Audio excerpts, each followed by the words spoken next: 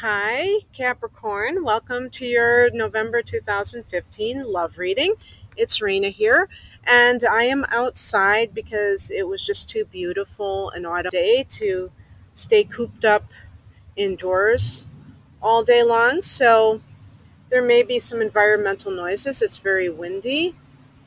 And so, anyway, in terms of the cards that I picked for you, I want to remind you that this is a general reading and is not meant to apply to every single Capricorn person out there.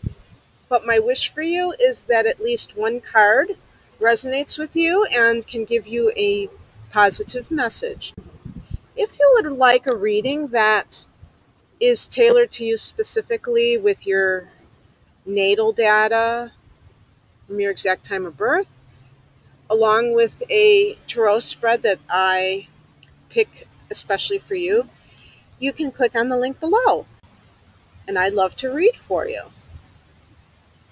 The first card I got to describe the current state of affairs in your love life is the Nine of Swords. The other thing I wanted to say about these readings is that it would be more appropriate for somebody who has been having problems rather than somebody who is experiencing smooth sailing. So that's why we tend to look at it in problematic terms rather than everything is hunky dory. And the Nine of Swords is one of those cards, It's about staying up late at night, worrying about whatever your problem is. So in this case, it would be about your love life. I really like the imagery that Pamela Coleman created with the Rider Waite deck because I think it is very evocative, the pictures that she drew. But whatever is causing you anxiety, just understand that you control that. And you can change it, but you have to be aware of it on a conscious level. The advice from the universe is the Six of Pentacles in reverse. And my interpretation of this is that some of you may be trying to buy love, and this could be a man or a woman doing this. I could very easily see a Capricorn woman who has it all together and is consistently involved with men who are almost like children, and you're taking care of them, you're paying their bills, they're living with you, and you're getting in return the control over someone, which is a hallmark of the lower expression of the cardinal sign. Trying to have control over people so that you feel more emotionally secure.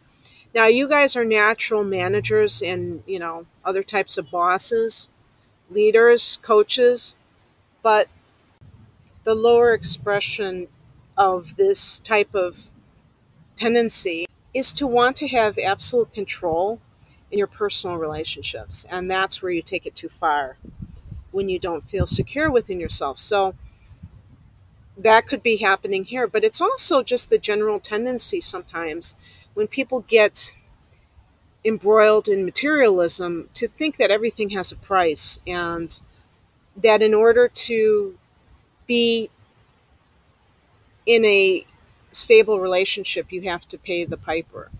And so it reminds me of the man with the trophy wife who buys her quote unquote love.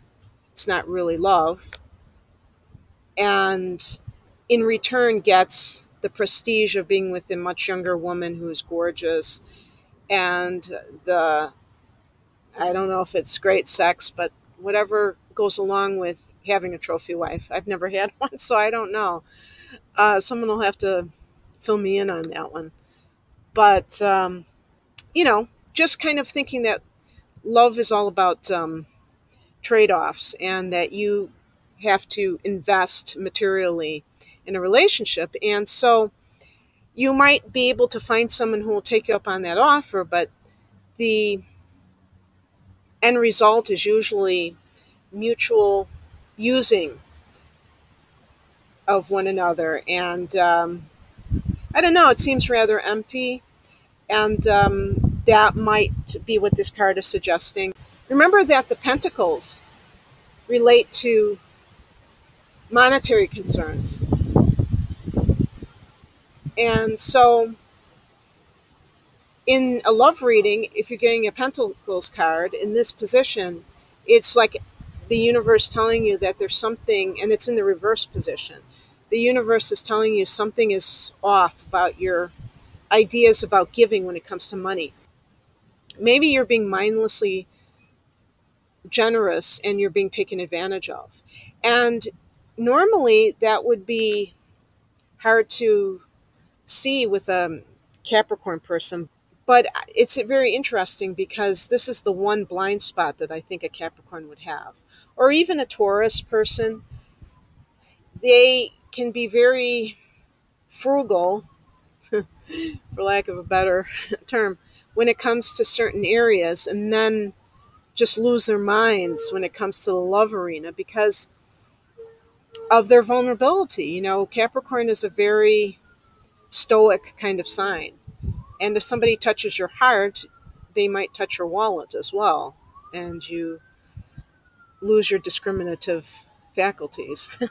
So, um, again, that might not apply to everybody. But the two cards that are in terms of advice and action steps, the first one is the Six of Cups, and then next one is the Death card. So Six of Cups is all about nostalgia and kind of looking back at your past and seeing how rosy it was. It's in the upright position. It was better back then. It was easier. It was simpler. And again, if you're in a complicated relationship or you've had problematic relationships, you might think about how nice everything was when you were a child and it was uncomplicated and it was just about the simple pleasures. And now look at what's happening. Or it could just be that you want your innocence back. And the Death card is saying that in order to have things change, you have to step into a new reality. And that means letting go of the past. And even though this Six of Cups represents innocence, there also are the things that we were taught as children that we retain that might not be pertinent to us now. And so they might have worked back then, but now we have evolved and we have new ideals that we wish to follow. So this card is going to be telling you to go on your own spiritual path. Don't allow tradition, you know, the family, the things that were imposed upon you to kind of lead you down the wrong path that you need to be on currently. It might even go against other members of your family. You may want to do things completely differently. And Capricorn is a very traditional sign, so you might be more inclined to just blindly follow what has been set out for you. But you have to live your own life. And I know that's a cliche, but it's true. You are a sovereign soul. And as such, you have to find out what works best for you. And this involves change, and that's why you got the Death card. And the result, if you should choose to accept this assignment, is the Lover's card. So this is the path to love.